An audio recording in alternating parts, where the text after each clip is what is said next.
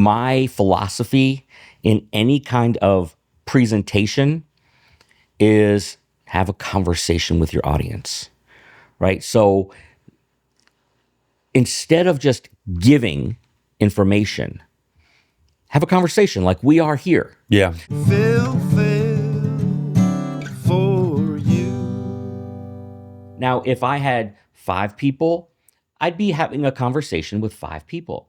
If I had 20 people in the audience, same thing. I want to have a conversation with the audience. You might not be talking with me, but you're nodding your head, Yeah, right? yeah. You're in that, you're engaged. Right. You're a participant. So the whole thing is having a conversation when you're presenting something. And if you can have a conversation and not feel put off, right? Or ill at ease, then you can have a public speaking conversation. What's the opposite of a conversational speech? Would it be more of like I'm trying to think. What makes it conversation? Is it informal? It's somewhat informal. I mean, you could be talking to a bunch of executives. That's true. Right? And I don't know that I would go so informal with CEOs of Fortune 500 companies. You're not going to go 6'7". 6'7". So I think you need to know your audience. you need to know your audience. But unless you're giving out facts and figures, then you can have this conversation. So even if I'm presenting to my board of directors, let's say I'm a CEO and I've got my board of directors, I can still have a conversation with them. I can still present. So this year, we've had a very bright year. We've made a lot of money, and you can have this conversation on how things are going. You can converse with them as you're giving the information versus reading from a script. That might be a mindset. So it's kind of a mindset. Absolutely. Because it's broadcasting. Public speaking is, for the most part, broadcasting. Right. This isn't a dialogue. We're not actually having a conversation. But it's the mindset of having that conversation. Yeah. I'm relating to you. I'm trying to think how am I different when I'm conversing? Oh, I just heard you say you're not reading from a script. Right. Which means you're prepared.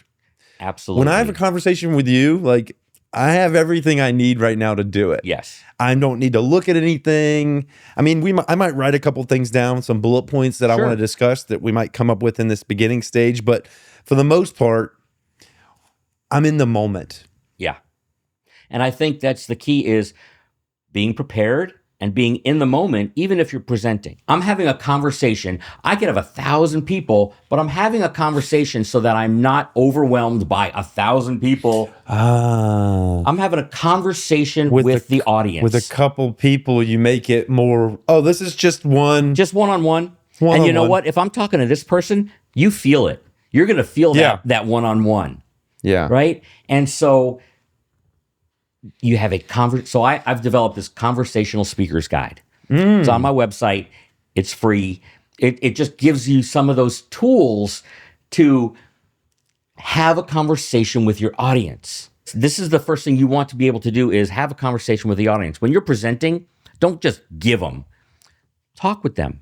I'm talking with you. I'm going to talk with you. I'm going to talk with you back there. Look for people not only in the front row, find somebody in the back row that's nodding. And let me tell you 2 things about nodding. People nod for 2 reasons. You're with me. Agreement. You're agreeing with me. Yeah. You're with me. You either have experienced what I'm telling you, or you agree with what I'm telling you about something. The other reason you're going to nod is because you don't want me to mess up. You're like, I hear you. It's okay. You got this, listening. buddy. I'm listening to you, right? People do not want to see you fail. They don't. People are good. People are good, right? Good. Y'all are good. People are good. People are good. And people don't come, there might be 1 or 2, but people don't come to a presentation to see you fail. That's true. Right? They don't want to see Phil fail. No. Right? Not literally. Not literally. But they want to come and hear something. They want you to be successful. Why? Because they're going to get something out of it. So the people that are nodding, some of them are nodding because, oh my God, I'd be so nervous up there. I hear you. I am paying attention to you. Yeah, I you got have you. me. I've got you. I'm giving you my energy to Right. succeed. Yes. So people are going to nod. And when people are nodding, nod back. Nod back. So have you ever, what a station wagon is? You're nodding, I'm nodding. Yeah. Right? Have you ever ridden in the back of a station wagon? Right? Right. I know. I had 3 younger brothers. We were crammed back there. You know what it's like? Right? Now I'm having a conversation with the audience. And you're mirroring some behavior, which is what they call pacing and leading. How if you're at a one-on-one There conversation, are these mirror neurons in our brains, right? And that's in my speaking guide. Yeah. It talks about mirror neurons. Yeah. And so we do that. We will mirror. Matter of fact, I just read something that says the emotion that I feel retelling a story about something that I felt, if I'm telling it and you weren't even there, you're going to feel that same thing because our neurons are going to mirror and you're going to feel that exact same thing or pretty close to it. Yeah. It's amazing. Like the body and the mind are amazing at what they do and how we do it. Yeah. I learned somewhere that if you're sitting with someone, and you probably shouldn't manufacture this, just like everything, authenticity is key. But you normally will, if you like them, if there's rapport, if they lean in, you'll lean in. Yes. If they lean back, you'll lean back. If Yep. they take a drink of water, you'll take a drink of water. You'll start to mirror your behavior in a way that almost communicates non-verbally. Yes. We're together. Yep. Like, I'm with you. I am comfortable. Right. Absolutely. And it seems like you're doing that in the context of public speaking. Right. When they're nodding, you're nodding. You're giving them, it's almost like you're giving handshakes to the crowd. Yes. And that's when you know they're engaged. When they start mirroring you, then you know that if you're there and you've got people that are kind of turning sideways, they're really not.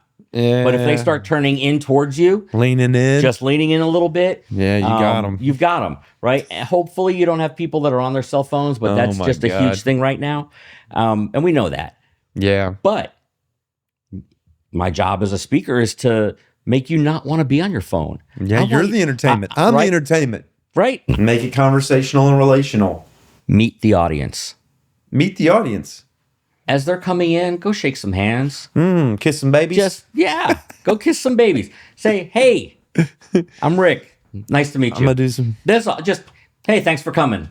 Hey, thanks for being here. Looking forward to whatever. Just a quick, how you doing? Just talk to them. Somebody might say, hey, I'm really looking forward to hearing you. I'm like, great. Anything in particular you're hoping to hear? Right? You may have a conversation and be like, yeah, I've heard a lot about like using a pause. Like, I'm going to address that. What's your name? About that. Phil? Yeah. All right, Phil. I'm going to hit using a pause. So hopefully you get something out of it. Thanks for being here. Yeah. Right. So then you meet a few people. If it helps take your mind off of being up on stage. It now makes it a conversation. Yeah. I'm going to have a conversation with Phil about the pause. Yes. Now, when I get to that, I'm like, so let's talk about something else. I was talking to one of your members out here, Phil, and I asked him, what's one of the things he was looking for? And he talked about the pause. So let me tell you about what the pause does for you in public speaking. Oh my gosh, I just brought Phil into my conversation. Yeah. Some of those people know Phil. Yeah. They're like, okay, now I'm having a conversation with Phil and Phil's friends.